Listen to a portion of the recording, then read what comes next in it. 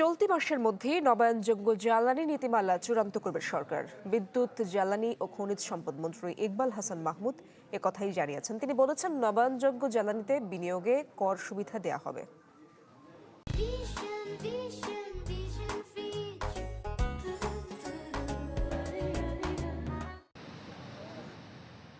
দেশে দৈনিক বিদ্যুতের চাহিদা ক্যাপটিভ ও নবায়নযোগ্য সহ 16,000 থেকে 16,500 মেগাওয়াট। তবে গ্রাহক প্রায় 5 কোটি।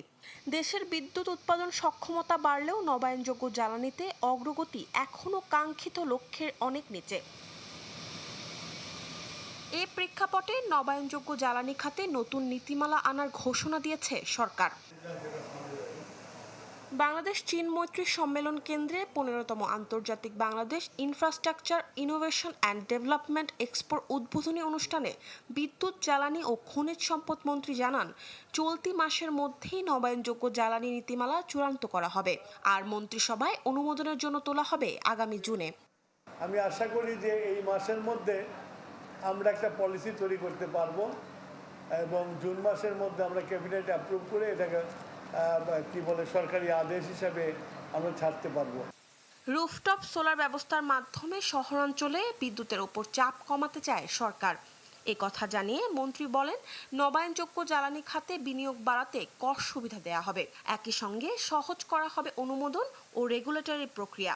আপনাদেরকে যদি আমরা পলিসি সাপোর্ট দিতে পারি এবং রেগুলেশনগুলো যদি আমরা আরো রিল্যাক্স করতে পারি, তাহলে বাংলাদেশে আপনারা পারবেন।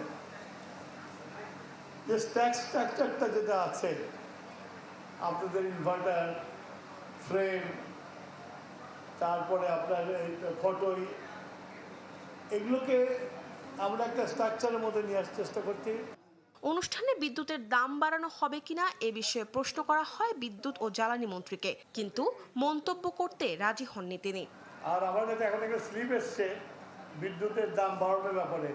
বিদ্যুতের দাম বাড়ুক, তারপর আমার বক্তব্য দিব। এখন বক্তব্য দেওয়া সম্ভব না। মরিয়ম আজিজ মৌরিন, চ্যানেল 24, ঢাকা।